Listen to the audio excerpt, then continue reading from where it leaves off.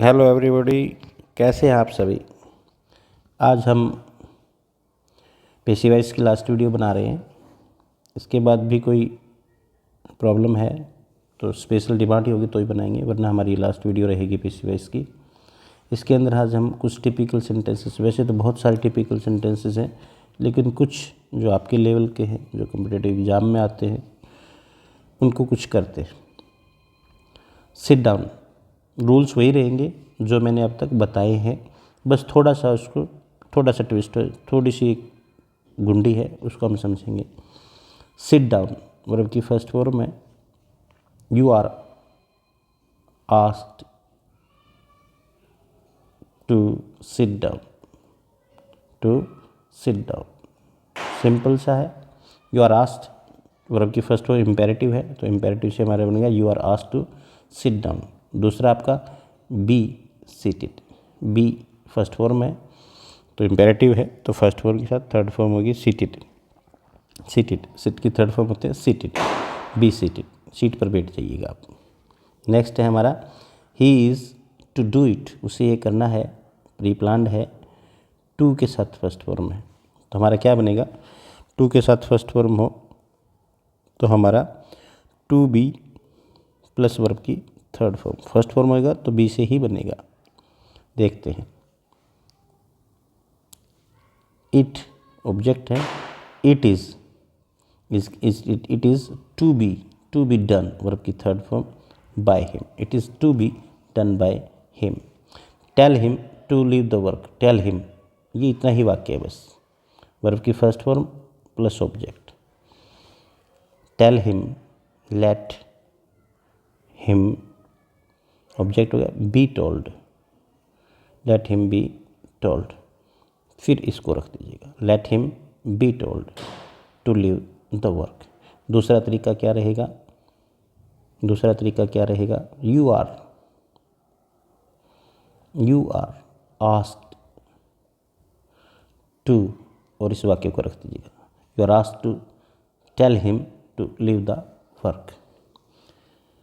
दूसरा आपको बता रखे हैं हमने, he should be told, tell him को बनाइए, ही शुड बी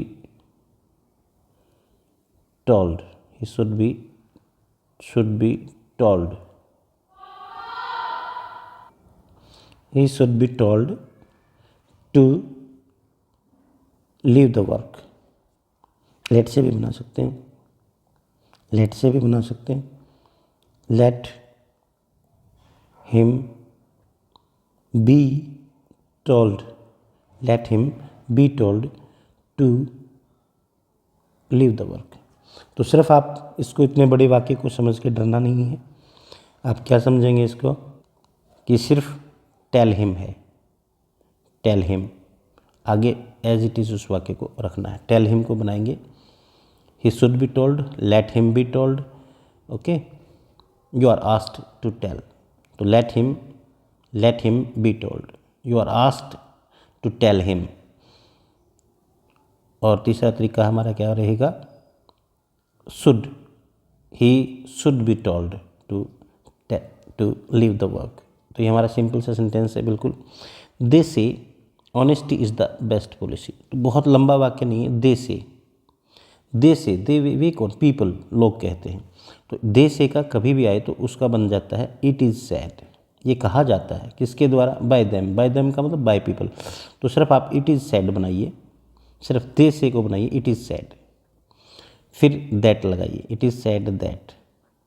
अब जो भी वाक्य है, honest is the best policy, 2 and 2 make 4, slow and steady wins the race, slow and steady, slow and steady, slow and steady wins the race, wins the race. अब ये कहेंगे जी slow और study दो आगे एंड से लगा हुआ, तो विंस कैसे आ गया, ये एक ही है, slow and study, bread and butter, एक बात कर रहे हैं, किसी एक चीज़ को ही कर रहे हैं। राम एंड श्याम होगा तो दो हो जाएंगे, तो किसी एक चीज़ का ही सेम चीज़ें हों, स्लो धीमा भी और निरंतरता भी। जो एक चीज़ को ब्रेड एंड बटर, तो ब्रेड और बटर अलग अलग नहीं है, ब्रेड एंड बटर एक चीज़ का नाम, एक भोजन का नाम हो गया हमारा।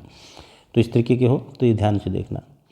कोई चीज़ बताते हुए याद आ जाती है तो बता दिया जाता है जो इम्पोर्टेंट होती है। तो इट इज़ सैड, दे से का बनाएंगे हम इट इज़ सैड दैट, उसके बाद जो भी है वो लिख दिया जाएगा।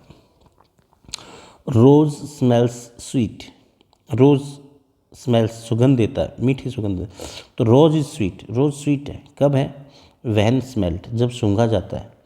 चखा जाता है तब नहीं है, खाया जाता तब नहीं है, सिर्फ सूंघने में। Rose is sweet when it is smelt, ये भी सही है, वैन इट इज़ स्मेल्ट, जब इसको सूंघा जाता है।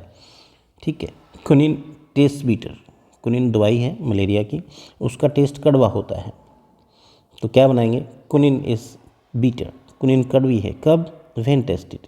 तो वैन के साथ वर्ब की थर्ड फॉर्म रहेगी, आपका थर्ड फॉर्म होगी तो पैसिव वॉइस बन गया। सेंस देखिए, टिपिकल के अंदर आपकी सेंस वही रहनी चाहिए। Rose smell sweet, rose is sweet when smelled, when it is smelled. Quinine is bitter when tested.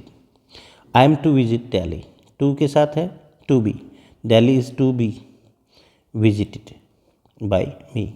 One must do one's duty, ये ध्यान से देखना। वन का मतलब फिर क्या है, हर कोई, हर कोई का मतलब कोई इंपॉर्टेंट नहीं रहता। जब दे से दे इंपॉर्टेंट नहीं रहा था तो वन भी इंपॉर्टेंट नहीं है। One must do one's duty, one का मतलब यहाँ पर प्रत्येक को अपनी ड्यूटी करनी चाहिए। तो duty must be done, one को काट दीजिएगा, वंस को काट दीजिएगा, वन को काट दो, वंस को काट दो, मस्ट डू ड्यूटी। तो ड्यूटी फिर क्या गया, मस्ट है, can could may might modals जितने भी हैं बी से बनेंगे।